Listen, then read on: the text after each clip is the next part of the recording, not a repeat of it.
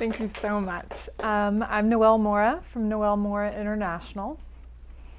I'd just like you to take a second and think about when you were a kid and you had a ton of stuffed teddy bears you played with all the time. You probably had a whole room of them and you played with them, or maybe you had one in particular that you just hung out with all the time. Went to the store, went shopping, went in the car, went to school. It just hung out with you all the time. You might even had a name for it. And your mom always told you, don't forget your teddy bear. You better hang out with you. But you always went to your teddy bear for a sense of relief. Remember what it felt like, what it smelled like, and just this comfort. Even on a winter day, you may have woken up and you were like, oh, I'm so cozy in my room and warm and snuggly, okay? So I'd just like you to take a second and think about that sort of feeling and what that actually feels like for you to be like that on a day-to-day basis. And take that feeling and relate it to your stress. And take that application. And the reason that I go that drastic, and you may wonder, what is she doing? Why is she talking about a teddy bear and stress? Because they're not correlated. But what I'd like to do by the end of this talk is be able to share with you that you can take a drastic feeling and shift your stress and make it into a teddy bear sort of feeling. Okay? So what I'd like to talk about are the 3 A's: awareness, attitude, and action when it comes to 3 different types of stress. Okay? It's very vital that we are aware of what types of stress come into our lives. The first type of stress are those that are foreseeable and can be controlled. I'll just give you an example. I'm sure some of you have been in a corporate environment where you may have been a team leader of some sort of team, where you said to yourself, I'm really excited about this task or this project that I need to take care of, but all of these people are so talented, but they're not great at getting things done on time. We always seem to be late with everything, and it makes me look bad. So while you're excited about being able to do a project, you might not have the skill to be able to keep it monitored to where you can get things in on time. So you're aware of it, but you're having some issues where you're managing it as being getting in your way a little bit.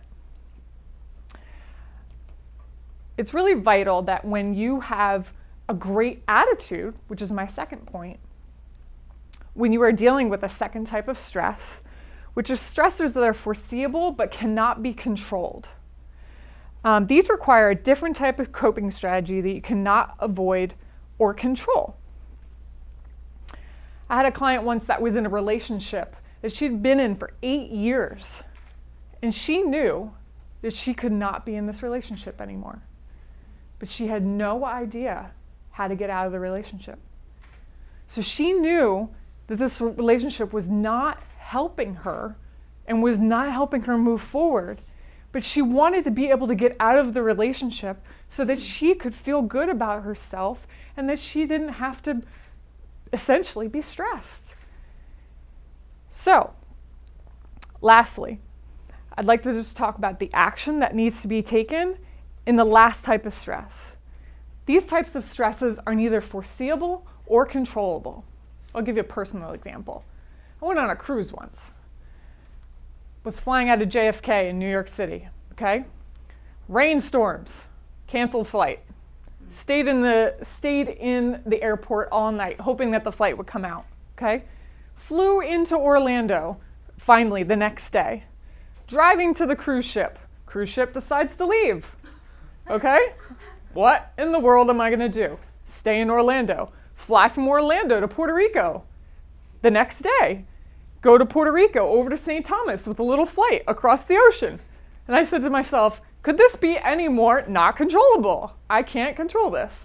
So, finally get to St. Thomas, 2 days. Finally missed 3 days of a 7-day vacation. Spent money. It was completely out of my control. There's no way that I would have been able to foresee any of that actually happening. So in the 3 types of stresses, it's really, really important that you have the ability to be able to have an awareness awareness of what is actually happening, have a great attitude so that you can move through your stressors, and then also be able, through that awareness and great attitude, to be able to make action through your stressors. So that is not such a big deal when these things happen. And we have an ability to be able to move through our stress so that it isn't the big elephant in the room. I share these 3 A's with you because I feel in my coaching that these sort of tips are vital in being able to move through your business, through your relationships, and through anything in life so that you can keep the storm out of the way on an everyday basis and you can feel more like a teddy bear on an everyday basis.